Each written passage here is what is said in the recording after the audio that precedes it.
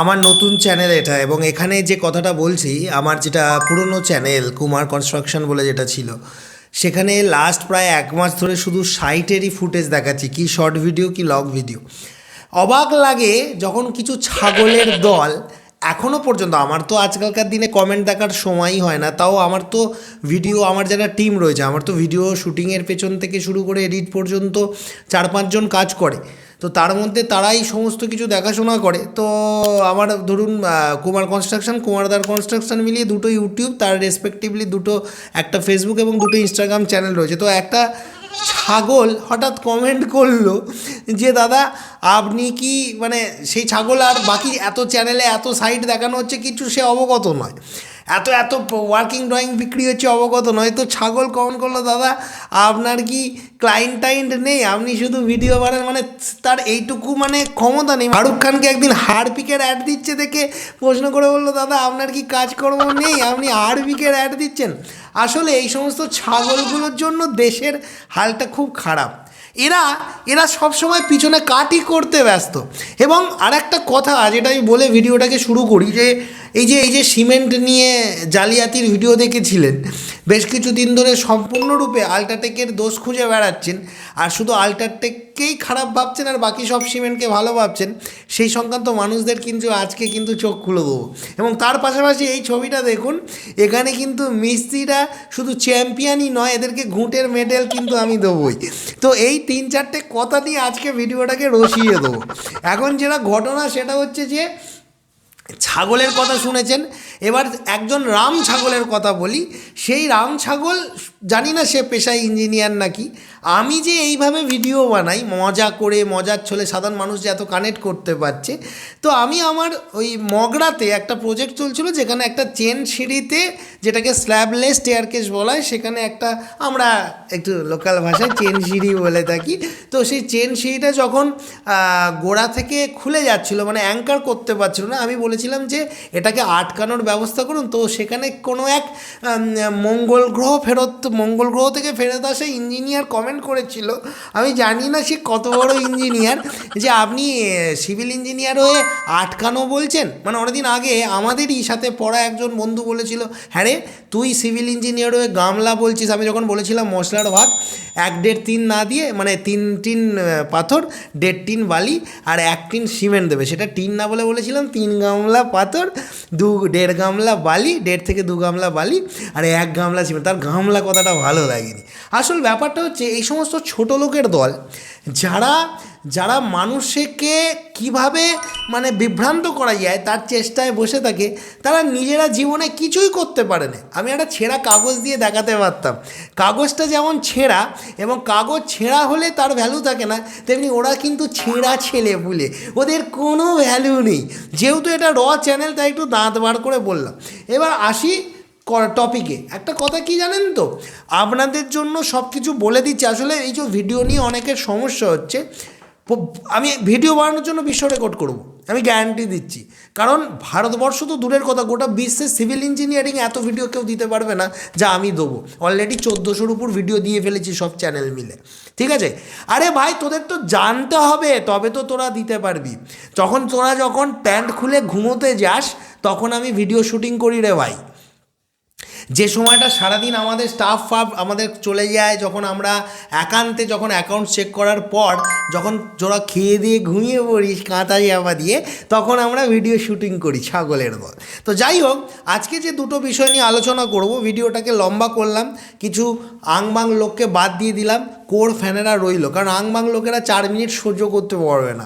এবার কোর ফ্যানেদেরকে বলি, প্রথম কথা হচ্ছে, এই যে ছাদ করার সময় কোথায় না কোথায় ভিডিও দেখেছিলেন আল্ট্রাটেক সিমেন্টের প্রবলেম, আর তারপর থেকে সবসময় মনে করছেন যে আল্ট্রাটেকই খারাপ। এটা কিন্তু ভুল ধারণা। আমিও অনেককে বলেছি যে দেখো, সাইকোলজিক্যালি এখন আল্ট্রাটেক ব্যবহার করো না। তার কারণ এখন যদি আল্ট্রাটেক ব্যবহার করো, তোমার মিস্ত্রির ভুলে যদি ছাদে কোনো প্রবলেম হয়, তুমি কিন্তু সবার প্রথমে দোষটা আল্ট্রাটেকের ঘাড়েই চাপাবে। আবার তুমি বিল্ডারের কাছে গিয়ে বলবে তুমি ইঞ্জিনিয়ার ভিজিট করো, ইঞ্জিনিয়ার এসে বলবে না কোনো প্রবলেম নেই। তোমরা সাধারণ মানুষ এই সোশ্যাল মিডিয়া থেকে বিভিন্ন রকম ভিডিও দেখে ভয় খেয়ে বসে আছো। একটা কথা বলি, তোমরা যখন ছাদ ঢালাই করছো, এখন ফেব্রুয়ারি মাস, আজকে 24 তারিখ, এই ধরো 5-7 দিনের মধ্যে ছাদ ঢালাই করেছো, একটা ঘটনা ঘটেছে, সেটার একটা এক্সাম্পল দিচ্ছি। ঢালাই করার পর কিছু স্যাম্পল দেখাচ্ছি, দেখো এইভাবে হাতে করে খুঁড়ে সে মানে খুঁড়তে ভিডিও করে পাঠানো, এবং এটা ঢালাইয়ের পরের দিন, এবং সকালবেলা একটু চিরচিরে বৃষ্টিও হয়ে গিয়েছিল, এবং ঢালাই শীতকাল তো এখনও তো সেইভাবে গরম পড়েনি। তো এখন দেখা যাচ্ছে যে তুমি 48 ঘন্টা বাদে হাত দিয়ে খুঁড়তে গিয়ে দেখছো কোনটা ভেঙে যাচ্ছে। কথা একটা বলি, আল্ট্রাটেক প্রিমিয়াম হচ্ছে এক ধরনের কম্পোজিট সিমেন্ট, এবং এই কম্পোজিট সিমেন্ট হওয়ার কারণে তুলনামূলকভাবে ডাইরেক্ট স্ল্যাগ সিমেন্ট যেটা রয়েছে, যেমন আমি যদি উদাহরণ দিই এসএসসি F2R এর সাথে, এসএসসি F2R যে স্পিডে জমতে শুরু করবে সেই স্পিডে কিন্তু এই কম্পোজিট সিমেন্ট হিসাবে আল্ট্রাটেক প্রিমিয়াম জমবে না, আর একটু স্লো প্রসেসে জমতে থাকবে। এখন তুমি যদি এসএসসি F2R এর উপর 5 ঘন্টা বাদে ফুটবল খেলতে পারো, যদিও খেলা উচিত নয়, কারণ একটা ছাদকে 2-3 ঘন্টা ঢালাই হয়ে যাওয়ার পর নাড়ানাড়ি করা চলে না, তাহলে কিন্তু তার মানে এই নয় যে তুমি ওই আল্ট্রাটেক প্রিমিয়াম দিয়ে করা ছাদের উপরও সেই জিনিসটা আশা করতে পারো, কারণ প্রত্যেকটা সিমেন্টের কিন্তু সেটিক টাইম বা ইনিশিয়ালি স্ট্রেংথ গেইন করার ক্যাপাসিটি, তার কোয়ালিটি, তার কম্পোজিশন অনুযায়ী আলাদা আলাদা হয়ে থাকে। তাই এমতো অবস্থায় এইটা মানে 48 ঘন্টা বা 24 ঘন্টা বাদে একটা সাইডের কোনটা ভেঙে খুঁদড়ে যাচ্ছে, মানে এটা প্রমাণ করা যায় না যে আল্ট্রাটেক প্রিমিয়াম সিমেন্টটা সত্যি খুব বাজে সিমেন্ট। আমি বোঝাতে পারলাম? তাহলে এটা একটা আমাদের ধারণাগত ভুল। দ্বিতীয় কথা, সবথেকে বড় যেটা ভুল হচ্ছে, ম্যাক্সিমাম জায়গায় আমরা দেখছি, আমি ধরে নিলাম ছাদ হতে হতে ছাদে কিছু ফাট দেখতে পাচ্ছ, তার মানে তোমরা ভাবছো যে এটা একটা সিমেন্টের ফল্ট।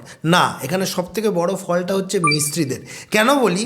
মিস্ত্রিরা মানে এখানে মিস্ত্রি মানে রাজমিস্ত্রিদের কথা বলছি না, যারা ঢালাই মশলা বাঁকছে তারাও তো মিস্ত্রি, সেই মেশিনওয়ালা মিস্ত্রিদের কথা বলছি। তার কারণ তারা এত পাতলা মাল বানায়, এবং কোথাও না কোথাও রাজমিস্ত্রিরা হয়তো তাদেরকে বলে, সেই জন্যই হয়তো বানায়, তাহলে রাজমিস্ত্রিরাও দায়ী।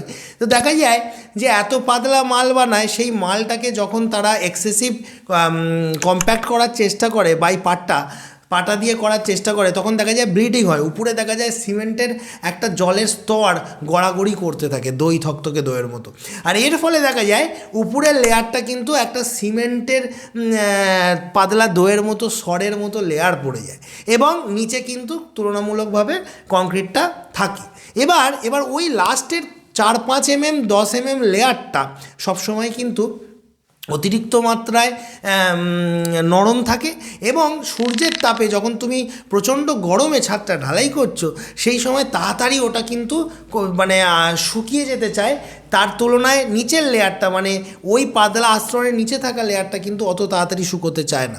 এবার এই নিচের লেয়ারটা তাড়াতাড়ি শুকোতে চাইছে না, 5 ইঞ্চি ছাদ ঢালাইয়ের মধ্যে 4.5 ইঞ্চি, আর বাকি উপরের 1/2 ইঞ্চিটা তাড়াতাড়ি শুকিয়ে যাচ্ছে। এর ফলে একটা প্লাস্টিক সিঙ্কেজ ক্র্যাক ডেভেলপ হয়ে বিভিন্ন জায়গায় মাকড়সার জালের মতো বা চিরচিরে ফাট দেখা যায়। তার মানে এই নয় প্রবলেমটা সিমেন্টের, প্রবলেমটা হচ্ছে যে ওয়াটার সিমেন্ট রেশিও ঠিকভাবে মেনটেন না করা, অতিরিক্ত জল দিয়ে ফেলা, এই বিষয়গুলো বোঝাতে পারলাম। এবার এই বিষয়টাকে নিয়ে আপনারা সবার প্রথমে ভাবছেন যে যত দোষ নন্দ ঘোষ মানে আল্ট্রাটেকের। হ্যাঁ, ডুপ্লিসিটি হয়, তার মানে সেটা শুধু আল্ট্রাটেকেরই হয় এটা বলাটা ভুল। বললে বিশ্বাস করবেন কিনা জানি না, দাঁতের এদিক থেকে এইখান পর্যন্ত পুরো যন্ত্রণায় ছিঁড়ে যাচ্ছে, তার মানে কি এখানে ওই ঠান্ডা লেগে গেছে এবং এখানটা ফুলছে। তারপরেও আজকে 70-80টা লোকের সাথে কথা বললাম, এবং প্রায় আজকে 15 থেকে 16টা ওয়ার্কিং ড্রয়িং হ্যান্ড ওভার হলো। তারপরও সেই সমস্ত ছাগলের দল যারা আমার কাজ নিয়ে চিন্তা করেন, তাদেরকে একটাই কথা বলছি, আমার কর্মচারীরা যদি পার্সোনাল অ্যাসিস্ট্যান্ট রাখে তাও তোমাদেরকে রাখবে না, এটা ভাবতে হবে। আমার কর্মচারীরা যদি পিএ রাখে তাও তোমাদেরকে রাখবে না। তো সেই জায়গায় কুমার কনস্ট্রাকশন আছে। নিজের ঢাক রোজ পেটাতে ভালো লাগে না। আবার একদিন আমার অফিসের ট্যুর দেখাবো, যেদিন আমার কর্মচারীরা সব বিভিন্ন জায়গায় কাজে ব্যস্ত থাকবেন সেই মুহূর্তে। এবার এই যে ফুটেজটা দেখিয়েছিলাম, এখানে আমি বলেছিলাম যে রাজমিস্ত্রিদেরকে ঘুঁটের মেডেল দেওয়া উচিত। কেন? এরা আমি দেখেছি কলমের কোনো একটা অংশ আজকে বাড়ি চলে যেতে হবে, 3:30 বেজে গেছে, একটু মশলা বেঁচে আছে, দেব বাবা চারদিক থেকে 4টে ইটকে দাঁড় করিয়ে ঢেলে। হ্যাঁ, আবার অনেকে বলবেন দাদা আপনি একটু ভালো করে বলতে পারেন। আসল ব্যাপারটা কি জানো তো, আমি চাই পশ্চিমবাংলার প্রত্যেকটা মানুষ এই ভিডিওগুলো দেখে মাথার মধ্যে ঢুকিয়ে নিক। তাই আমি কিভাবে অ্যাপ্রোচ করব সেটা তোমাদের মতো ছাগলদের কাছ থেকে শিখতে আসবো না। তো একটা কথা আমি বলেই দিই যে ওই ইটগুলো দিয়ে ওইটুকু কলমটা ঢেলে তুমি কি বিশাল রাজকার্য করলে বাবা। তার উপরে কলমটা যদি ভালোও ঢালো, কলমের ওই অংশ দিয়ে লোড ট্রান্সফার হওয়ার সময় এটা তো চিরফাট হয়ে গেছে, আগে ফেটে যাবে। ইট খোলার পর দেখছে ভিতরে ফাট কাঠ। তার মানে ভেবে দেখুন, যারা এরকম ইট দিয়ে শাটারিং করে তার উপর কলম ঢালে, বিশেষ করে ইট শুকনো অবস্থায় মশলার জলকে টেনে শুষে নেয় এবং ভিতরের স্ট্রেংথ তো ড্যামেজ হয়েই যায়, তার পাশাপাশি তার শেপ, তার ইউনিফর্মিটি, তার স্ট্রাকচারাল স্ট্রেংথ থেকে শুরু করে সব কিছু নষ্ট হয়ে যায়। তাই এই ভুলগুলো করা যাবে না। আজকে দুটো জিনিস শিখলাম। এক, অযথা আল্ট্রাটেক প্রিমিয়ামকে দোষ দেবেন না। আর আল্ট্রাটেক প্রিমিয়াম কেন, কোনো সিমেন্টই ধোয়া তুলসী পাতা নয় যদি সেটা আপনি ডুপ্লিকেট হয়। দ্বিতীয় কথা, সবার আগে জিনিসটা বোঝার চেষ্টা করুন যে রাজমিস্ত্রিরা এই সমস্ত কাজগুলো দায় সেরে চলে যাচ্ছে বিকালবেলা সন্ধ্যেবেলা কাজ ছুটি করার সময় তাড়াহুড়ো করে কেন, এটাকে আপনারা আটকানোর ব্যবস্থা করুন। আর 3 নম্বর একটা জিনিস শিখলাম, যাদের মনে হয় যে এত ভিডিও বানাচ্ছি আমি কি করে, তাদেরকে একটাই কথা বলি, কখনো প্রশ্নটা গিয়ে আজ তাক, এবিপি আনন্দ, এই সমস্ত যে চ্যানেলগুলো আছে তাদেরকেও করো যে দাদা আপনারা এত ভিডিও বানান কি করে, আপনাদের কত লোক আছে ভিডিও বানানোর জন্য। দেখা হবে পরের ভিডিওতে। আর এই সমস্ত ছাগলগুলো ততদিন ছাগল বোনা করে যাক, মাঝখান থেকে আমরা একটু মজা করে নিই।